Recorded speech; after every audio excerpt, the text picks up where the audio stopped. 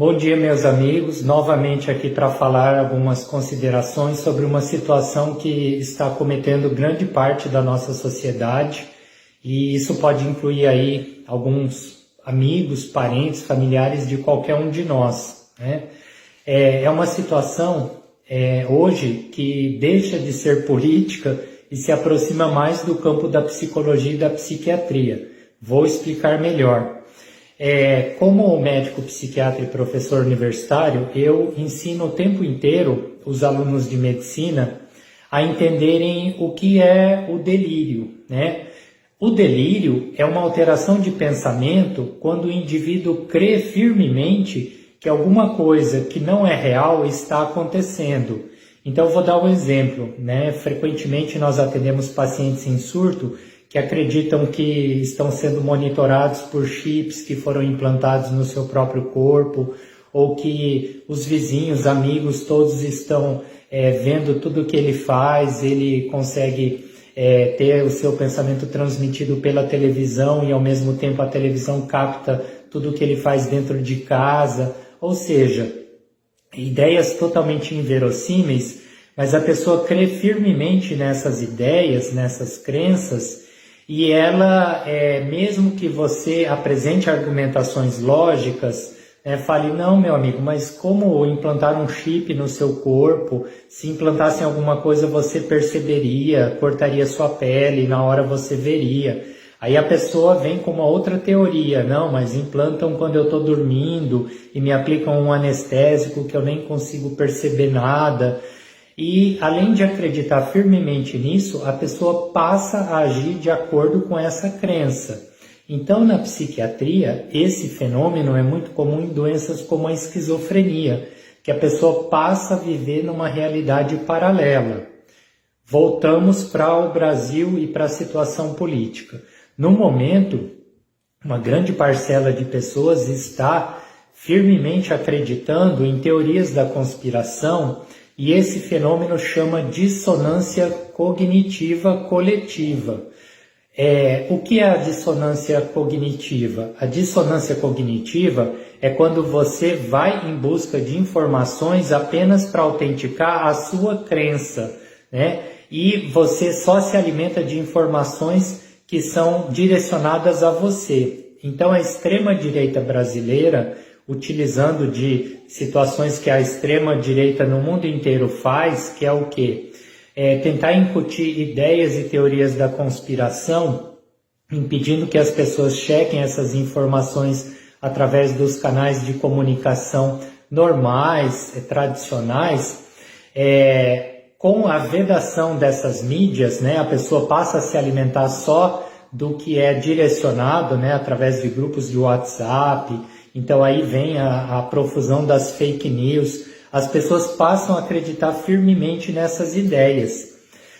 Então, por exemplo, o presidente ficou alguns dias sem se comunicar depois das eleições. Então, as pessoas são alimentadas com informações de que ele precisa ficar 72 horas incomunicável, sem dizer que o outro lado ganhou a eleição, porque aí ele pode decretar uma intervenção federal. E aí as pessoas acreditam firmemente nisso, vão para as ruas, acabam achando que qualquer sinal, mesmo que em direção contrária, na verdade uma senha para que elas continuem fazendo isso. E esse fenômeno ele não se esgota, mesmo quando a realidade se impõe. Então vamos falar sobre a realidade dessa última semana. Vou dar 3 situações de realidade concreta e absoluta. A primeira, o Brasil é um país democrático, ponto. Segunda, nós tivemos eleições justas, o nosso sistema eleitoral é altamente confiável, ponto. O candidato Lula ganhou a eleição com 60 milhões de votos contra Jair Bolsonaro, que levou 58 milhões de votos. Então, no nosso país, quem tem mais votos é eleito presidente da República, ponto. Essas são as realidades que não podem ser contestadas sobre qualquer ótica. Mas, nessa narrativa da dissonância cognitiva, olhem só como isso é distorcido.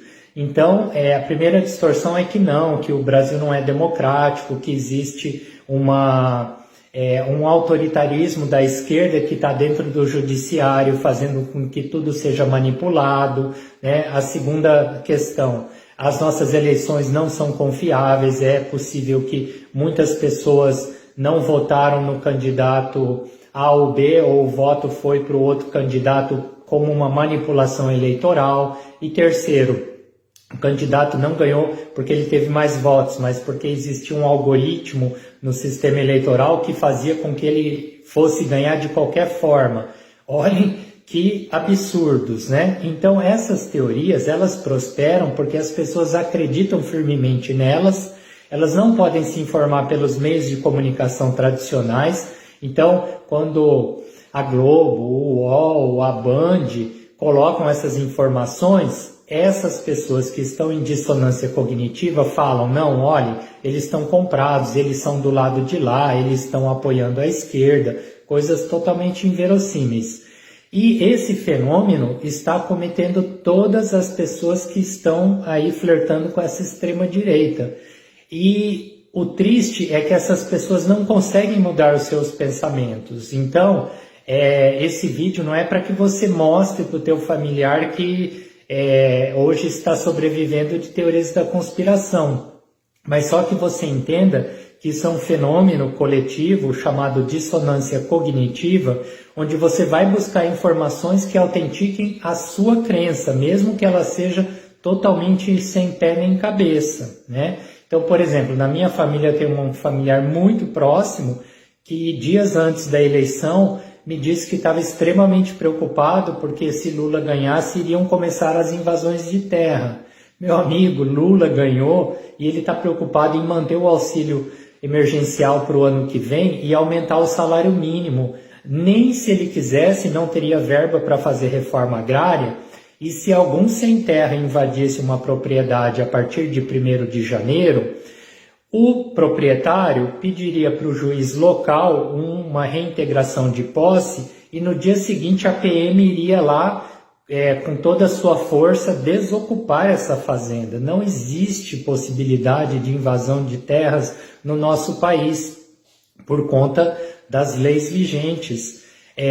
Outra coisa, essa pessoa, esse familiar meu, mudou os seus investimentos porque está correndo também nas redes sociais, aí, nessas fontes de informação falsas, que a poupança será confiscada, né? E nós temos um fantasma histórico em relação a isso, porque Collor fez isso em 1990, né?